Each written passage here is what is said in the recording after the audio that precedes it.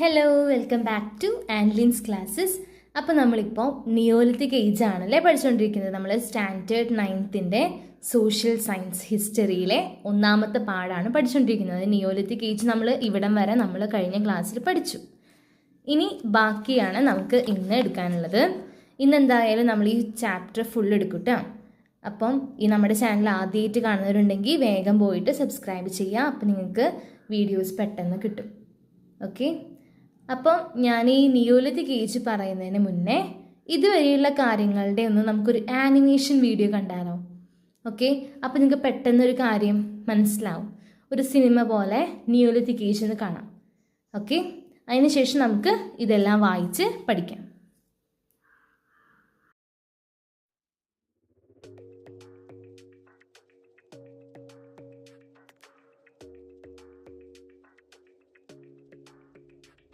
Your smile keeps playing, you're miles away, yeah. I would go overseas just like that. Don't overthink it, why can't you stay here? Give me the call and I'll just be there like that.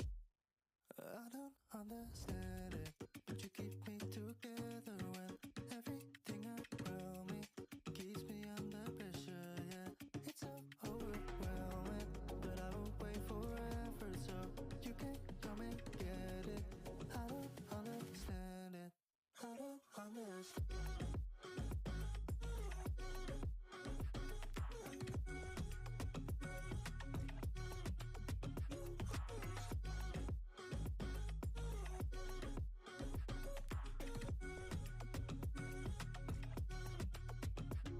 Why try so much to get back? Not something you thought I had to drive me crazy, but I still want you here. എങ്ങനെയുണ്ട് animation മൂവിയൊക്കെ എല്ലാവർക്കും ഇഷ്ടപ്പെട്ടോ? അപ്പോൾ പെട്ടെന്നത് കണ്ടപ്പം Neolithic കാലഘട്ടത്തിനെ പറ്റി എന്തൊക്കെയോ idea കിട്ടിയില്ലേ? എന്തൊക്കെയോ idea അല്ല, ഞാൻ ഇന്നലെ അതിലെ പകുതി കാര്യങ്ങൾ പറഞ്ഞായിരുന്നു. ഇനി ബാക്കി ആ ആനിമേഷൻ വീഡിയോ കണ്ടപ്പം ഒന്നുകൂടെ മനസ്സിലായില്ലേ? ഓക്കെ, ഇനി നമുക്ക് ഇതിൽ കൊടുത്തിരിക്കുന്ന ഒന്നുകൂടെ വായിച്ചാൽ നിയോലിത്തിക് ഏജ് സെറ്റായി. ഓക്കെ, അപ്പോൾ ഇവിടെ കുറച്ച് പിക്ചേഴ്സ് കൊടുത്തിട്ടുണ്ട്. നിങ്ങൾ ടെക്സ്റ്റ് ബുക്കിൽ നോക്കി നോക്കിയേ. ആ കാലഘട്ടത്ത് അവർ ഉപയോഗിച്ചിരുന്ന ഒരുപാട് ഇൻസ്ട്രുമെന്റുകളുടെ കുറച്ച് പിക്ചേഴ്സ് കൊടുത്തിട്ടുണ്ട്. അതിലെന്താണ് നിങ്ങൾക്ക് പ്രത്യേകതയായിട്ട് കാണുന്നത്? അവർ ഉപയോഗിച്ചിരുന്നത് ഒരു പോയിന്റ് ഇവിടെ കൊടുത്തിട്ടുണ്ട്. എന്താണ്? അവര് പോളിഷ്ഡ് ടൂൾസ് ആണ് ഉപയോഗിച്ചിരുന്നത്. അവരെ പോളിഷ് ചെയ്ത വെപ്പൺസ് അല്ലെങ്കിൽ ടൂൾസ് ആണ് ഉപയോഗിച്ചിരുന്നത്. പിന്നെ നമുക്ക് എന്ത് പറയാം? ഒരുപാട് ഇംപ്രൂവ്ഡ് ആയിട്ടുള്ള ആക്സ് ഒക്കെ കാണാമല്ലേ നമുക്ക്? കോടാലി, അതുപോലെ ഒരുപാട് അവർ പാലിയോലിത്തിക്കിൽ ഉപയോഗിച്ച ടൂൾസിനെക്കാളും മീസോലിത്തിക്കിൽ ഉപയോഗിച്ച ടൂൾസിനെക്കാളും ഒരുപാട് ഇംപ്രൂവ്ഡ് ആയിട്ടുള്ള ടൂൾസ് ആണ് അവർ നിയോലിത്തിക് ഏജിൽ ഉപയോഗിക്കുന്നത്. അതുപോലെ തന്നെ ടെക്നോളജീസിലും വ്യത്യാസം വന്നിട്ടുണ്ട്. അതിനനുസരിച്ച് അവരെന്ത് ചെയ്തു? ഇംപ്രൂവ്ഡ് ആയിട്ട് ടൂൾസ് ഉണ്ടാക്കി. ഓക്കെ അല്ലേ? അപ്പം നമ്മൾ അവിടുത്തെ ആയുധങ്ങളെ പറ്റിയൊക്കെ ഒരുവിധം പഠിച്ചല്ലേ? അത് കഴിഞ്ഞിട്ട് പറയുന്നത് ഈ ആയുധങ്ങൾ കൊണ്ട് അവരെന്താ ചെയ്തത്? അവരെന്ത് ചെയ്തു? ഈ ടൂള് അവരെ കൃഷി ചെയ്യുവാൻ സഹായിച്ചു. These tools helped humans to cultivate the land. അവരുടെ നിലങ്ങളിൽ കൃഷി ചെയ്യുവാനായിട്ട് അവർ ഈ ടൂൾസ് ഉപയോഗിച്ചു. അതുപോലെ തന്നെ they help them in tilling the soil and cutting down the trees. മരം മുറിക്കുവാനും ടില്ലിംഗ് ദ സോയിൽ എന്ന് വെച്ചാൽ മണ്ണ് ഉഴുതുമറിക്കുക, അതിനും വേണ്ടിയിട്ട് അവർ ഈ ആയുധങ്ങൾ ഉപയോഗിച്ചു. This marked the beginning of great changes in human life. അപ്പം ഈ ഒരു കാര്യങ്ങളെല്ലാതും മനുഷ്യന്റെ ജീവിതത്തിലെ വലിയ മാറ്റങ്ങൾക്ക് ഒരു തുടക്കമായിരുന്നു ഈ പറഞ്ഞ കാര്യങ്ങൾ. അവര് മുൻപ് മണ്ണുഴുതു മറിച്ചിരുന്നോ? ഇല്ല അല്ലെ? അതുപോലെ തന്നെ മരങ്ങൾ മുറിക്കാനുള്ള വലിയ വലിയ ആയുധങ്ങൾ അവരുടെ കയ്യിലുണ്ടായിരുന്നില്ല. അപ്പൊ ഇംപ്രൂവ്ഡ് ആയിട്ടുള്ള ആക്സസ്, കോടാലിയൊക്കെ അവര് ഉപയോഗിച്ചു. ഓക്കെ അല്ലേ? അപ്പൊ അടുത്ത പാരഗ്രാഫ് വളരെ ഇമ്പോർട്ടന്റ് ആണ്. ക്വസ്റ്റ്യൻ എക്സാമിന് ഇങ്ങനെ ചോദിക്കാം. നിയോലിത്തിക് നിങ്ങൾക്ക് അറിയാവുന്ന ഫീച്ചേഴ്സ് കാര്യങ്ങളെല്ലാം ഉപയോഗിച്ച് ഒരു 5 മാർക്കിനോ ഒക്കെ വരാൻ പറ്റുന്ന ഒരു ക്വസ്റ്റ്യൻ ആണ് കേട്ടോ അടുത്തത്. അപ്പൊ ഇത് നന്നായിട്ട് ശ്രദ്ധിക്കണം. ഇതിൽ ക്വസ്റ്റ്യൻ ചോദിക്കുക നിയോലിത്തിക് റെവല്യൂഷൻ എന്നാണ്. എന്താണ് നിയോലിത്തിക് റെവല്യൂഷൻ ഒക്കെ ചോദിക്കും. നമുക്ക് പഠിക്കാം. ഓക്കെ, ഒന്നാമത്തെ പോയിന്റ് എന്ന് പറയുന്നത് നിങ്ങൾ ആദ്യം നിയോലിത്തിക് എന്ന് കേട്ടാൽ ഓർമ്മ വരേണ്ട 2 കാര്യങ്ങളാണ്. ഒന്നാമത്തത്, നിയോലിത്തിക് കാലഘട്ടത്തിൽ അവർ എന്ത് തുടങ്ങി? കൃഷി തുടങ്ങി, അഗ്രികൾച്ചർ സ്റ്റാർട്ട് ചെയ്തു. രണ്ടാമത്തത് എന്താണ്? മൃഗങ്ങളെ വളർത്താൻ തുടങ്ങിയില്ലേ? Domestication of animals. ഈ 2 കാര്യങ്ങൾ മറക്കരുത്. നിയോലിത്തിക് എന്ന് കേട്ടാൽ ആദ്യം ഓർമ്മ വരേണ്ടത് അഗ്രികൾച്ചറും, അവര് അഗ്രികൾച്ചർ സ്റ്റാർട്ട് ചെയ്തു. അതുപോലെ തന്നെ ഡൊമസ്റ്റിക്കേഷൻ ഓഫ് ആനിമൽസ്, മൃഗങ്ങളെ വളർത്തി. അപ്പോൾ അത് വെച്ചിട്ടാണ് നമ്മൾ ഇത് എഴുതി തുടങ്ങുന്നത്. Agriculture and domestication of animals ensured the steady availability of food products. നിങ്ങളൊന്ന് ആലോചിച്ച് നോക്കിയേ, അവരെ പണ്ട് എന്ന് വെച്ചിട്ടുണ്ടെങ്കിൽ മീസോലിത്തിക്കിലും അതുപോലെ തന്നെ പാലിയോലിത്തിക്കിലും അവർക്ക് ഭക്ഷണം കിട്ടാൻ നല്ല ബുദ്ധിമുട്ടായിരുന്നു അല്ലേ? അപ്പോൾ ഒരു സ്ഥലത്ത് ഭക്ഷണം ഇല്ലെങ്കിൽ അവർ അവിടുന്ന് വേറെ സ്ഥലത്തേക്ക് പോകും. അപ്പൊ അവരിങ്ങനെ അലഞ്ഞു തിരിഞ്ഞ് നടന്നിരുന്നേ. ഇപ്പൊ നമ്മൾ ഒരു സ്ഥലത്ത് കൃഷി തുടങ്ങി, അതുപോലെ തന്നെ അവിടെ കുറെ കന്നുകാലികളെ വളർത്താൻ തുടങ്ങിയപ്പോൾ അവർക്ക് എന്താ കിട്ടുക? അവർക്ക് നിരന്തരമായി ഫുഡ് കിട്ടിത്തുടങ്ങും, ഫുഡ് വേണ്ട സാധനങ്ങൾ കിട്ടിത്തുടങ്ങും. അപ്പൊ അവർക്ക് ഭക്ഷണത്തിന് വേണ്ടി ഇങ്ങനെ അലഞ്ഞു നടക്കേണ്ട ആവശ്യമില്ല അല്ലെ? That ensured the steady availability of food products. ഭക്ഷ്യവസ്തുക്കള് സ്ഥിരമായി അവർക്ക് കിട്ടിത്തുടങ്ങിന്ന്. അതാണ് ഒന്നാമത്തെ സെന്റൻസിൽ പറയുന്നത്. അപ്പൊ അതിന്റെ ഫലമായിട്ട് as a result permanent settlements and agrarian villages came into existence. അപ്പോൾ അങ്ങനെ സ്ഥിരമായി ഭക്ഷണം കിട്ടി തുടങ്ങിയപ്പോൾ 2 കാര്യങ്ങളാണ് അവിടെ സംഭവിച്ചത്. ഒന്നാമത്തത്, അവരവിടെ സ്ഥിര താമസം തുടങ്ങി. പെർമനന്റ് എന്ന് വെച്ചാൽ സ്ഥിരമായിട്ട്, സെറ്റിൽമെന്റ്സ് എന്ന് വെച്ചാൽ താമസം. അപ്പൊ സ്ഥിര താമസം അവരവിടെ തുടങ്ങി. അതുപോലെ തന്നെ അഗ്രേറിയൻ വില്ലേജസ് എന്ന് വെച്ചിട്ടുണ്ടെങ്കിൽ കൃഷിയൊക്കെ ചെയ്യുന്ന കുറെ ഗ്രാമങ്ങൾ. അപ്പൊ ഇത് 2ഉം അവിടെ നിലവിൽ വന്നു. ഓക്കെ അല്ലേ? അടുത്ത സെന്റൻസിൽ പറയുന്നത്, the storage of grains become possible with the introduction of pottery and the use of BRICS made of clay. എന്ന് വെച്ചിട്ടുണ്ടെങ്കിൽ അവർ കൃഷി ചെയ്യുമ്പം എന്ത് കിട്ടും? കുറെ ധാന്യങ്ങളും ഇതൊക്കെ കിട്ടില്ലേ? അപ്പൊ അതൊക്കെ അവിടെ എവിടെയാ സ്റ്റോർ ചെയ്തിരുന്നത്? അവരതിന് വേണ്ടിയിട്ട് കുടങ്ങൾ ഉണ്ടാക്കി, അതുപോലെ തന്നെ കളിമണ്ണ് കൊണ്ട് ഇഷ്ടിക ഉണ്ടാക്കിയിട്ട് അങ്ങനെ തറയൊക്കെ കെട്ടിയിട്ടുണ്ടായിരിക്കും അല്ലേ? അപ്പൊ അങ്ങനെ ഒരുപാട് കാര്യങ്ങൾ അവർ ചെയ്തു. അങ്ങനെ അവർ ധാന്യങ്ങളെല്ലാം സൂക്ഷിച്ചു വെക്കാനായിട്ട് തുടങ്ങി. ഓക്കെ, അങ്ങനെ അവർ കുറെ കൃഷി ചെയ്തപ്പോഴേ when the surplus production in agriculture became possible, അവരങ്ങനെ കുറെ കൃഷി ചെയ്ത് അവർക്ക് ഒരുപാട് ധാന്യങ്ങളായി. അവർക്ക് കഴിക്കാനുള്ളതും അവരുടെ പിള്ളേർക്ക് കഴിക്കാനുള്ളതും ഒക്കെ ഇന്ന് കിട്ടുന്നു. അപ്പൊ അവരെന്ത് ചെയ്തെന്നറിയോ?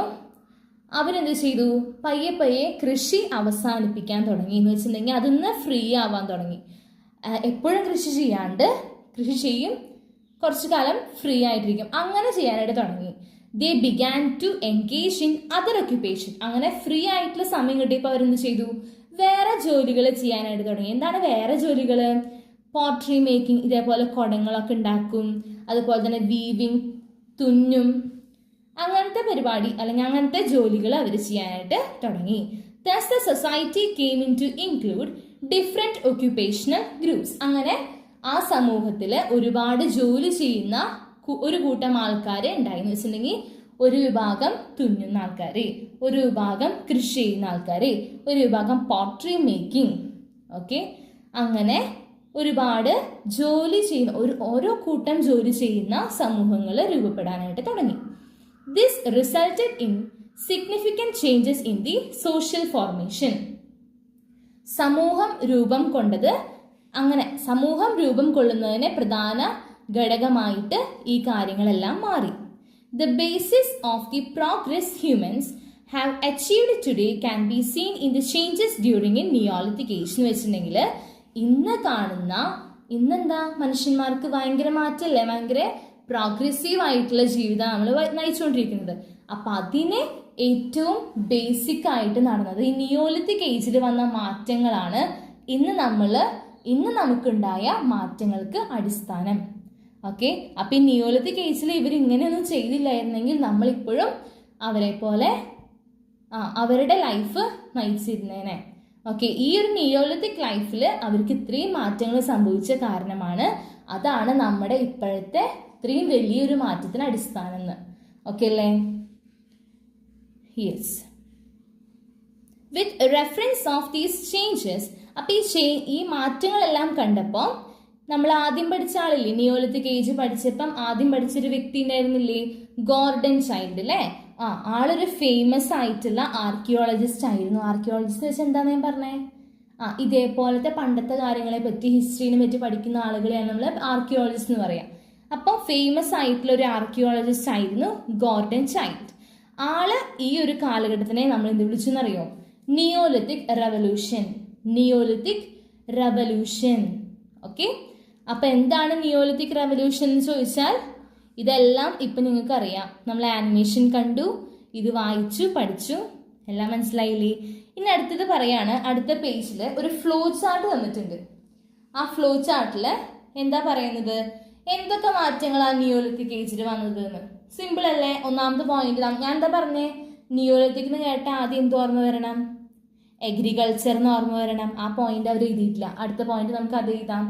രണ്ടാമത്തെ പോയിന്റ് ഡൊമസ്റ്റിക്കേഷൻ എന്ന് ഓർമ്മ വരണം അല്ലേ, അത് അവർ തന്നിട്ടുണ്ട്, അത് നമുക്ക് എഴുതണ്ട. ഓക്കെ, അപ്പൊ എന്തൊക്കെ എഴുതണം, ഡൊമസ്റ്റിക്കേഷൻ ഓഫ് ആനിമൽസ്, രണ്ടാമത്തേത് agriculture, they began to cultivate, അങ്ങനെ എഴുതാം. ഓക്കെ, അല്ലെങ്കിൽ ബിഗിനിങ് ഓഫ് എഗ്രികൾച്ചർ അങ്ങനെ എഴുതാം. മൂന്നാമത്തെ പോയിന്റ് എന്ത് എഴുതാം, പെർമനന്റ് സെറ്റിൽമെന്റ്സ് സ്റ്റാർട്ട് ചെയ്തു അല്ലേ, അതെ, they began to settle permanently, അല്ലെങ്കിൽ പെർമനന്റ് സെറ്റിൽമെന്റ്സ് സ്റ്റാർട്ടഡ്. അത് അടുത്ത പേജ് അപ്പുറത്ത് നേരത്തെ നമ്മൾ വായിച്ചിട്ടുണ്ടായിരുന്നതാ, അവിടെ നോക്കി എഴുതണേ. നാലാമത്തെ പോയിന്റ് എന്ത് ചെയ്താം, അവരെ പോട്രി, കുടങ്ങളൊക്കെ ഉണ്ടാക്കാൻ തുടങ്ങിയില്ലേ, ക്ലേ ഉപയോഗിച്ച് ബ്രിക്സ് ഉണ്ടാക്കി. അപ്പം അത് എഴുതാം നാലാമത്തെ പോയിന്റ് ആയിട്ട്. അതുപോലെ തന്നെ വീവിങ് തുടങ്ങി, അങ്ങനെ ഒരുപാട് ജോലികളിൽ അവർ ഏർപ്പെട്ടു. അപ്പം അങ്ങനത്തെ കുറച്ച് പോയിന്റ്സ് ഇവിടെ എഴുതി ഇത് കംപ്ലീറ്റ് ചെയ്യാം. ഇതെല്ലാം ഇപ്പുറത്തെ പേജ് നമ്മൾ പഠിച്ച കാര്യങ്ങളാണ്, ഞാനിപ്പോൾ പറയുകയും ചെയ്തു. ഓക്കെ, അപ്പോൾ ഓരോ കാലഘട്ടങ്ങളും പഠിക്കുമ്പോഴും അതിൻ്റെ കൂടെ നമുക്ക് കുറച്ച് സ്ഥലങ്ങൾ പഠിക്കാനുണ്ടാവും. അതെന്തായാലും സ്ഥലങ്ങളെ പേര് പഠിക്കണ്ടേ, അപ്പോൾ നമ്മൾ സ്വയം തന്നെ പഠിക്കണം. അതെന്തായാലും ഇച്ചിരി ബുദ്ധിമുട്ടൊക്കെ ഉണ്ടാവും ആദ്യം. എന്തായാലും നിങ്ങളത് പഠിക്കുക. ഒന്ന് വായിച്ചേ, ജെറീക്കോ. നിങ്ങൾ ഇതിൻ്റെ പ്രൊനൗൺസിയേഷൻ നോക്കണ്ട. അപ്പോൾ ഞാൻ ഒരു കമൻറ്റ് ഇന്നലെ കണ്ടു, ഇത് നമ്മൾ ചോവറ്റ് പഠിച്ചില്ലേ, എവിടെയാണ് നമ്മൾ പഠിച്ച ചോവറ്റ്, ഓർമ്മയുണ്ടോ? യെസ്, നമ്മൾ പാലിയോളിത്തിക് ഏജിൻ്റെ സൈറ്റുകളിൽ നമ്മൾ കുറച്ച് സ്ഥലങ്ങൾ പഠിച്ചു അല്ലേ, കുറച്ച് ഗുഹകളിലേക്ക് നമ്മൾ പോയി. അപ്പം അതിൻ്റെ നിങ്ങൾ പ്രൊനൗൺസിയേഷൻ നോക്കാനിരുന്നാൽ പ്രൊനൗൺസിയേഷൻ നോക്കി ഇരിക്കേണ്ടി വരും, പഠിക്കാൻ പറ്റില്ല. നമുക്കിപ്പം ഇപ്പം ഇംഗ്ലീഷ് തന്നെ നമ്മൾ പ്രൊനൗൺസ് ചെയ്യുന്നതൊക്കെ തെറ്റാണ്, മനസ്സിലായോ? റിയൽ ഇംഗ്ലീഷ് ഇങ്ങനെ ആയിരിക്കില്ല ചിലപ്പം. ബ്രിട്ടീഷ് ഇംഗ്ലീഷ് എന്ന് വെച്ചിട്ടുണ്ടെങ്കിൽ വേറെ ഓരോ സ്ഥലങ്ങളിലും ഇംഗ്ലീഷ് വെവ്വേറെ ടൈപ്പിലാണ് പ്രൊനൗൺസ് ചെയ്യുന്നത്. അപ്പം നമ്മളിപ്പോൾ IELTS എന്നല്ല പഠിക്കുന്നത്. അപ്പം നിങ്ങൾ എന്ത് ചെയ്യുക, നിങ്ങൾക്കിപ്പോൾ എഴുത്ത് പരീക്ഷയാണ്, നിങ്ങൾ പറ്റാവുന്ന പോലെ നിങ്ങൾക്ക് പ്രൊനൗൺസ് ചെയ്യാം. ഓക്കെ, അല്ലെങ്കിൽ നിങ്ങൾക്ക് കറക്റ്റായിട്ട് തന്നെ പ്രൊനൗൺസ് ചെയ്യണമെങ്കിൽ ഗൂഗിളിൽ പോയി പ്രൊനൗൺസിയേഷൻ നോക്കുക, പഠിക്കുക. ഇപ്പം എന്തായാലും ചോവറ്റും തന്നെയാണ് ഞാൻ ഗൂഗിളിൽ നോക്കിയപ്പോഴും അത് പ്രൊനൗൺസ് ചെയ്യുന്നത്. എനിക്കതിൽ വ്യത്യാസം ഞാൻ കണ്ടില്ല. ഓക്കെ, അപ്പം ഞാനത് റെഫർ ചെയ്തിട്ട് തന്നെയാണ് പറഞ്ഞത്. ഇനിയിപ്പോൾ അഥവാ ഞാൻ എന്തെങ്കിലും തെറ്റായിട്ട് പറഞ്ഞെങ്കിൽ തന്നെ നിങ്ങൾ പ്രൊനൗൺസിയേഷൻ നോക്കരുത്. ഓക്കെ, അപ്പം അതൊക്കെ ജസ്റ്റ് പറയണമെന്ന് തോന്നി. ഞാൻ ഇന്നലെയാണ് ആ കമൻറ്റ് കണ്ടത്. എനിവേ നമുക്കിപ്പോൾ ഇത് പഠിക്കാം. ഇത് ജെറീക്കോ. ഞാൻ വീണ്ടും പറയുകയാണ്, ഇനിയിപ്പോൾ എന്തെങ്കിലും പ്രൊനൗൺസിയേഷന് വ്യത്യാസം ഉണ്ടെങ്കിൽ എന്ത് ചെയ്യുക, നിങ്ങൾക്ക് സ്പെല്ലിംഗ് ആണ് അറിയേണ്ടത്. പ്രൊനൗൺസിയേഷൻ ഗൂഗിളിൽ നോക്കി കൺഫേം ചെയ്തിട്ട് പഠിച്ചാൽ മതി, എന്നെ വിശ്വാസമില്ലെങ്കിൽ. Okay okay, Jericho, Jarmo, Ali Kosh, മെഹഗ്ര.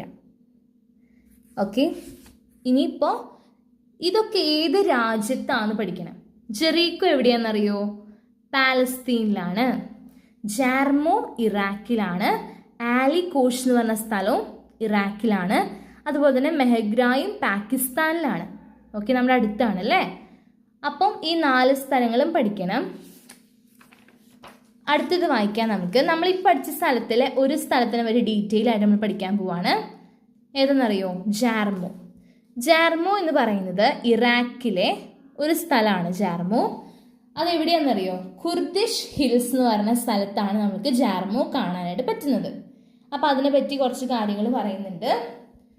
ഒരാളുടെ പേര് പറയണ്ടേ, വായിച്ചേ. Robert J Braidwood. Robert J Braidwood എന്ന് പറയുന്ന ഒരു ഒരാളുണ്ട് കേട്ടോ. ആ ആള് എന്ത് ചെയ്തെന്നറിയോ? ഒരു ആർക്കിയോളജിക്കൽ എക്സ്കവേഷൻ നടത്തി. എവിടെ? ജാർമോ. എന്താണ് ഈ ആർക്കിയോളജിക്കൽ എക്സ്കവേഷൻ എന്ന് ചോദിച്ചിട്ടുണ്ടെങ്കിൽ, ആർക്കിയോളജിക്കൽ എക്സ്കവേഷൻ എന്ന് ചോദിച്ചാൽ അവരെന്ത് ചെയ്തു, ഈ ജാർമോയിൽ പോയിട്ട് ആ സ്ഥലമെല്ലാം കുഴിച്ച് ഓരോ സംഭവങ്ങൾ കണ്ടുപിടിക്കാൻ പോവാണ്. ഓക്കെ, അതിനാണ് എക്സ്കവേഷൻസ് എന്ന് പറയാം. അപ്പം ഈ കുർദിഷ് ഹില്ലിൽ പോയിട്ട് ഈ ജാർമോ എന്ന് പറയുന്ന സ്ഥലത്ത് നമ്മുടെ റോബർട്ട് ജെ ബ്രൈറ്റ്വുഡ് പോയിട്ട് കുഴിച്ചു നോക്കുകയാണ്, അവിടെ എന്തെങ്കിലും തെളിവുണ്ടോ നോക്കാൻ വേണ്ടിയിട്ട്. പണ്ടത്തെ ഈ ജാർമോ നമ്മുടെ കുർദിഷ് ഹില്ലാണ് ഇപ്പോഴത്തെ ഇറാഖ്. അപ്പൊ എങ്ങടാ പോയ റോബർട്ട് പോയത് ഇറാഖിലോട്ടാണ്. ഓക്കെ, ഇറാഖിൽ എവിടെ? ജാർമോ. മറക്കരുത്, ജാർമോ ഇറാഖിലാണ്. നമ്മൾ പണ്ട് ഈ ഇറാഖ് കുർദിഷ് ഹിൽസ് എന്നാണ് അറിയപ്പെട്ടിരുന്നത്. അപ്പോൾ ഈ നമ്മുടെ റോബർട്ട് പോയപ്പം കണ്ടുപിടിച്ച കാര്യങ്ങളാണ് നമുക്ക് ഇനി അടുത്തത് പഠിക്കാനുള്ളത്. ഈ ജാർമോയിലെ ആൾക്കാർ, ദ പീപ്പിൾ ഓഫ് ജാർമോ എന്തൊക്കെ കൾട്ടിവേറ്റ് ചെയ്തു? ബാർലി കൾട്ടിവേറ്റ് ചെയ്തു. അതുപോലെ തന്നെ 2 വെറൈറ്റീസ് ഓഫ് വീറ്റിന്റെ 2 തരം വീറ്റും കൾട്ടിവേറ്റ് ചെയ്തു. എന്ത് കൾട്ടിവേറ്റ് ചെയ്തു? ബാർലിയും കൾട്ടിവേറ്റ് ചെയ്തു, 2 തരം വീറ്റും കൾട്ടിവേറ്റ് ചെയ്തു. ഓക്കെ, അപ്പോൾ ഈ പിക്ചറിൽ നിങ്ങൾ കാണുന്നതാണ് നമ്മുടെ ബാർലി. അപ്പോൾ ഈ ബാർലി നമ്മൾ മലയാളത്തിൽ യവം എന്നൊക്കെയാണ് പറയുക. ഓക്കെ, അപ്പോൾ ഇതും അതുപോലെ തന്നെ 2 തരത്തിലുള്ള ഗോതമ്പുമാണ് അവർ എന്ത് ചെയ്തിരുന്നത്? കൃഷി ചെയ്തിരുന്നത്. എവിടെ? നമ്മുടെ ജാർമോയിൽ അല്ലേ? ഓക്കെ, ഇനി അടുത്തത് പറയുന്നത് അവർ എന്ത് ചെയ്തിരുന്നു? There were clear indications that they domesticated goat and some other animals. അതുപോലെ തന്നെ ആ സമയത്ത് ഏത് സമയത്ത്? നമ്മുടെ നിയോലിത്തിക് ഏജിൽ അവർ ആടില്ലേ, ആടുകളെ വളർത്തിയിരുന്നു. ആടുകളെ മാത്രമല്ല വേറെയും കുറച്ച് മൃഗങ്ങളെ വളർത്തിയിരുന്നു എന്നതിന് ക്ലിയർ ഇൻഡിക്കേഷൻസ് ഉണ്ടെന്ന് വെച്ചിട്ടുണ്ടെങ്കിൽ കൃത്യമായ തെളിവുകൾ അവിടെ നിന്ന് നമുക്ക് കിട്ടിയിട്ടുണ്ട്. Their dwellings were small huts. Their dwellings എന്ന് വെച്ചാൽ അവർ താമസിച്ചിരുന്നത് അല്ലെങ്കിൽ വീട് ഏതായിരുന്നു? കുഞ്ഞെ സ്മോൾ ഹട്ട്സ് ആയിരുന്നു, കുടിലുകളായിരുന്നു അവർ താമസിച്ചിരുന്നത്. നമ്മൾ വീഡിയോയിൽ പറഞ്ഞില്ലേ? Yes. They made figures of animals and humans with clay. അവരെന്ത് ചെയ്തിരുന്നു? കളിമണ്ണ് ഉപയോഗിച്ച് മൃഗങ്ങളുടെയും മനുഷ്യന്മാരുടെയും പ്രതിമകൾ ഉണ്ടാക്കിയിരുന്നു. Among the human figures they made, the most prominent was that of a pregnant woman. അവർ മനുഷ്യന്മാരുടെ പ്രതിമ ഉണ്ടാക്കിയെന്ന് ഞാൻ പറഞ്ഞില്ലേ? അതിൽ ഏറ്റവും പ്രധാനപ്പെട്ട അല്ലെങ്കിൽ അവരെ ഉണ്ടാക്കിയതിൽ വെച്ച് ഏറ്റവും ഇമ്പോർട്ടൻ്റ് ആയിട്ടുള്ള പ്രതിമ എന്ന് പറയുന്നത് അവരെന്ത് ചെയ്തിരുന്നു എന്നറിയോ? ഒരു ഗർഭിണിയായ സ്ത്രീയുടെ പ്രതിമ അവർ കൊത്തിവെച്ചിരുന്നു. ഓക്കെ, അപ്പം ഇതാണ് നമുക്ക് ഈ നമ്മുടെ നിയോലിത്തിക് സൈറ്റ് ആയിട്ടുള്ള ജാർമോനെ പറ്റി പറയാനുള്ളത്. ക്ലിയർ അല്ലേ? അപ്പോൾ ഞാൻ ഈ ഫിഗറിൽ കാണിച്ചിരിക്കുന്നതാണ് ഇന്ത്യൻ സബ് കോണ്ടിനെൻറ്റ്. അതിൽ നമ്മുടെ ഇന്ത്യ വരും, പാകിസ്ഥാൻ വരും, അഫ്ഗാനിസ്ഥാൻ, നേപ്പാൾ, ബംഗ്ലാദേശ്, ഭൂട്ടാൻ അങ്ങനെ എല്ലാം ഉൾക്കൊള്ളുന്ന ഇതിനെയാണ് നമ്മൾ ഇന്ത്യൻ സബ് കോണ്ടിനെൻറ്റ് എന്ന് പറയുന്നത്. അപ്പോൾ ഈ ഒരു ഏരിയയിലാണ് നമ്മുടെ മെഹഗ്ര ഉൾപ്പെടുന്നത്.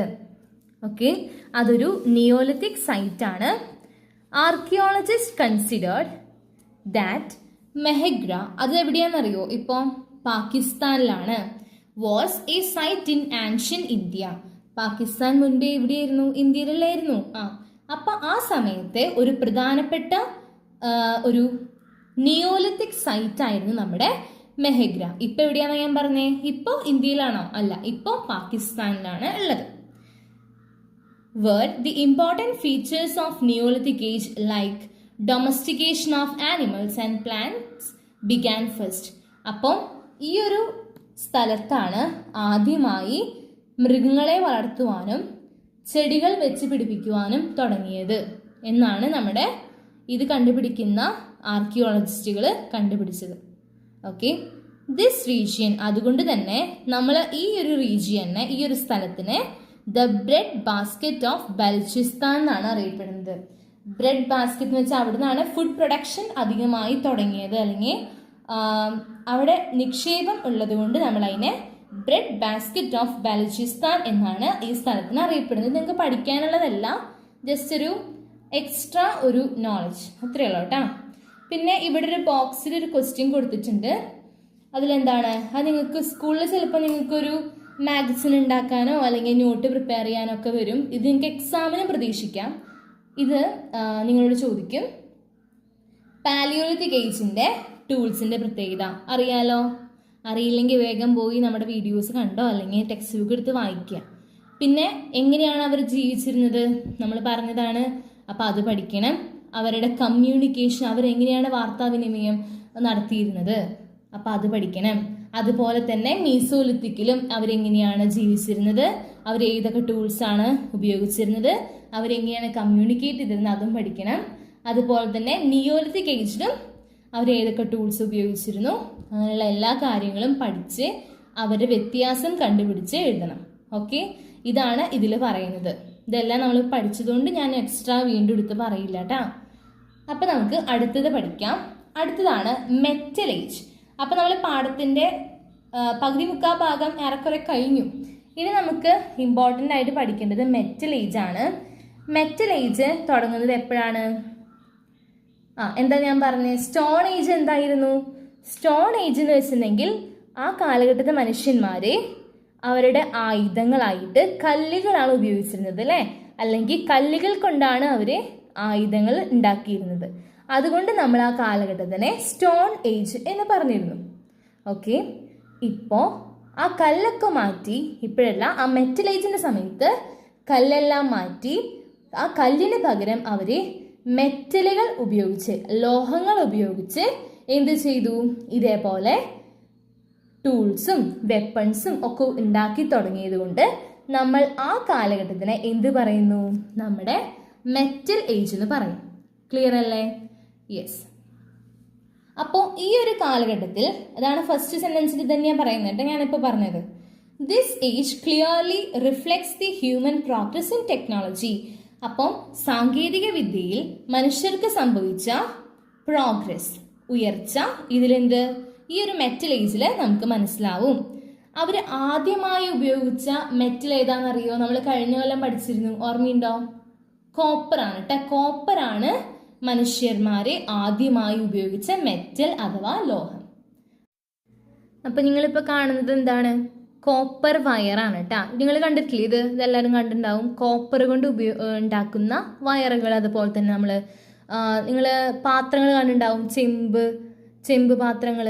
യെസ്, അപ്പോൾ അതെല്ലാം നമ്മൾ കോപ്പർ ഉപയോഗിച്ച് ഉണ്ടാക്കുന്നതാണ്. അപ്പോൾ കോപ്പറാണ് നമ്മൾ ആദ്യമായി മനുഷ്യന്മാർ കണ്ടുപിടിച്ച, അല്ലെങ്കിൽ അതുകൊണ്ടാണ് അവർ യൂസ് ചെയ്തിരുന്നത്.